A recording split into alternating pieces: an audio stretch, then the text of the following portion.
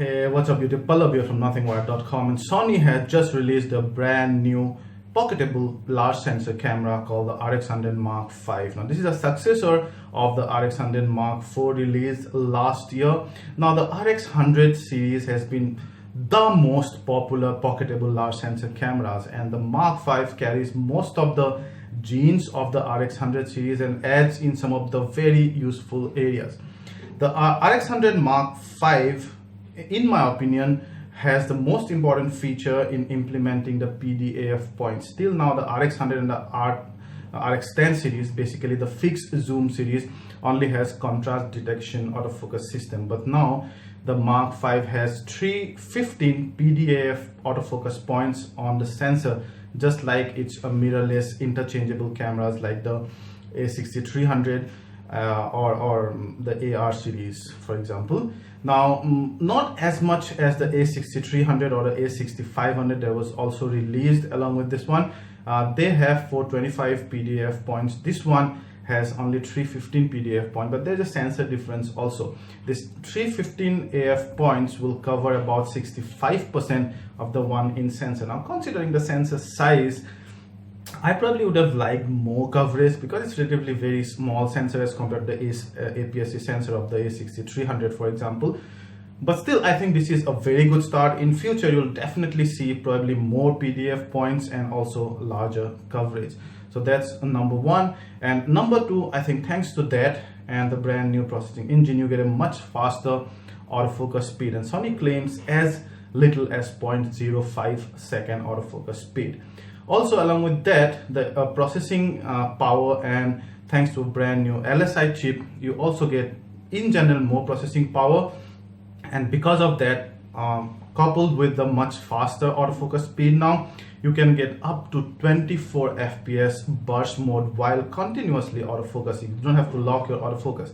That's crazy because 24 FPS generally comes in movies, and a movie's frame rates are in much less resolution. Here you're getting full resolution images at up to 24 FPS, and you can go on till about 150 shots. That's crazy. That's number two. Number three actually.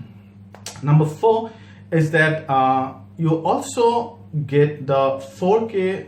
The 4K video now actually reads the whole sensor, unlike the Mark IV. Now what happens is whenever the processing engine has to read a very high resolution video from the sensor, because it demands very high processing power. Imagine 60 images. If you're shooting at 60 FPS, 60 images churning out per second.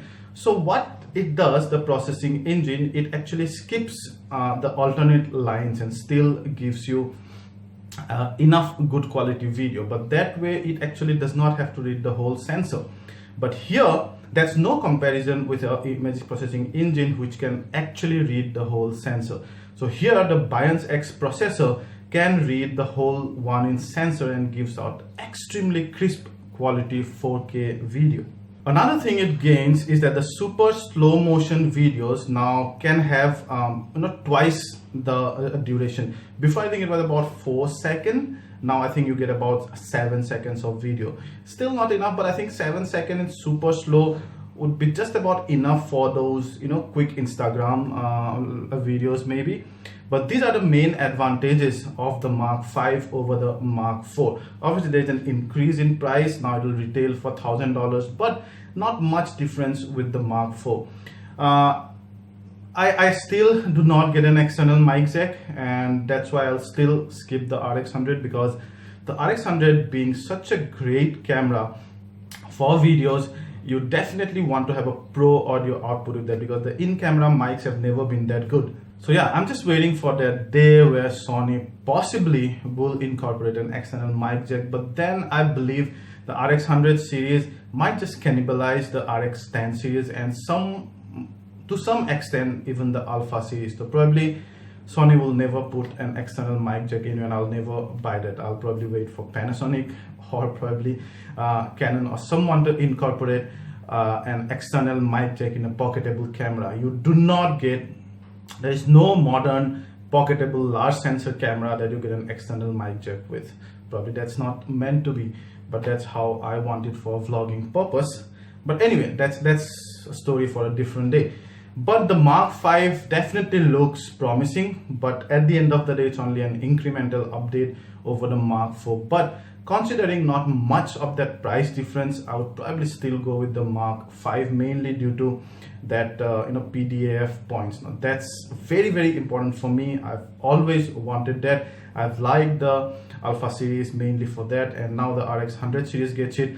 I'm sure the RX10 series also will get it. So that alone, as I told you before, is worth the upgrade. So skip the Mark 4, get the Mark 5. Thank you.